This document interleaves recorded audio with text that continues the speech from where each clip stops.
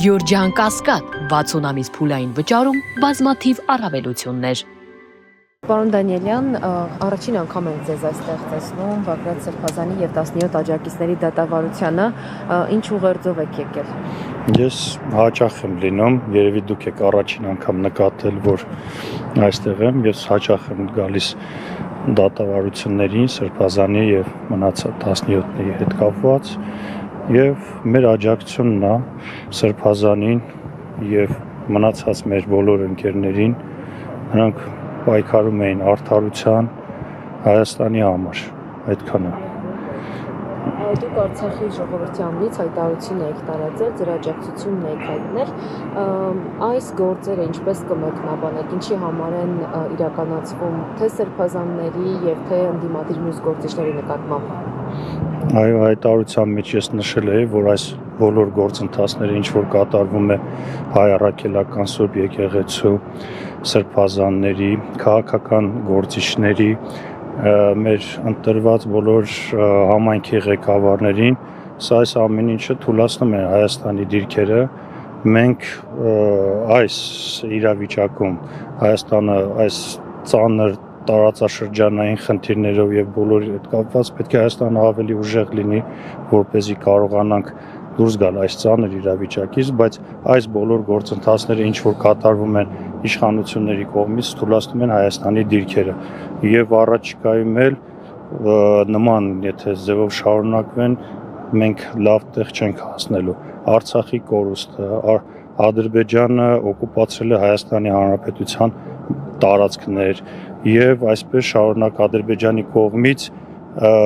այն ագրեսիվ քաղաքականությունը, որը տարվում է, չի կանգնել եւ պատերազմը արդեն վարում է այլ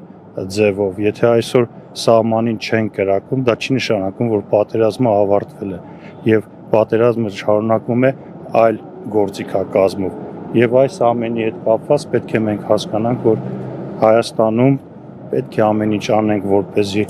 չթույլատնեն հայ առաքելական Սուրբ եկեղեցու դերը եւ մնացած հետամուտները պետք է կանգ առնեն եւ բաց թողեն եւ նորմալ հավասար պայմաններ պետք է ստեղծվի հայ ժողովուրդը, որպեսզի կարողանա իր որոշումը կայացնի հետագա, եթե առաջիկայում քաղաքական process-ների մասով ընտրություններն են, բոլորի համար պետք է հավասար պայմաններ լինեն։ Իսկ այսօր տեսնում ենք բոլոր ընդդիմադիր գործիչները գտնվում են կամ բանտերում կամ տնային կալանքում։ Պետք է վերջ տան այս անօրինականություններին։ Բայց հայտարարում են, որ Հայաստանում խաղաղության դարաշրջան է բացվել եւ հիմա խաղաղության մեջ են գտնվում։ Դուք տեսնում եք այդ խաղաղությունը։ Եթե այսօր խաղաղություն լիներ, պետք է բոլոր մեր գերիները Բաքվի բանտերից պետք է վերադառնային Հայաստան։ Հայաստանի տարածքից, որոնք իրենք են նշում այդ 29746 քառակուսի կիլոմետրից պետք է ադրբեջանական զորքերը դուրս գային եւ խաղաղությունը շուշուտ ասելով չի, էլի անընդհատ խաղաղություն ասելով խաղաղություն չի գալիս։ Խաղաղության հասնելու համար մենք տարածաշրջանում բոլորս էլ հասկանում ենք, պետք է ունենանք հզոր բանակ, հզոր տնտեսություն եւ միասնական ընդհանուր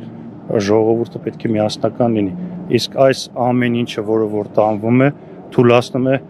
դիրքերը մեր ամեն առումով։ Խոսեցիք առաքելական եկեղեցու դեմ արշավից հովանավանքի շուրջ կատարվողին անդրադառնաք, ինչ գնահատական կտակ դրան, որ Կարգալույց քահանան կատարակ հեմատություն դրան մասնակցում է Նիկոլ Փաշինյանը, իր կոչով հարյուրավոր քաղաքացիներ այնտեղ են հավաքվել։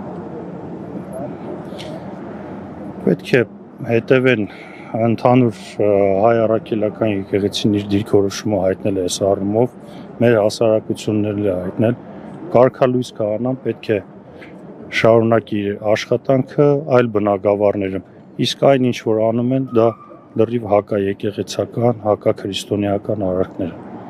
Այսօր նաև հայտնի դարձավ, որ Ադրբեջանի նախագահը մերժել է Հայաստան գալու հրավերը, ինչ նպատակահարմարություն ուներ նրան հրավիրելը կամ ինչ պիտի աներ այստեղ Ադրբեջանի նախագահը։ Ես ճիշտն ասած նոր ձեզանից իմացա, չեմ հետևել լրատվամիջոցներին, այդ մասով դեռ գնահատական չեմ կարող տալ։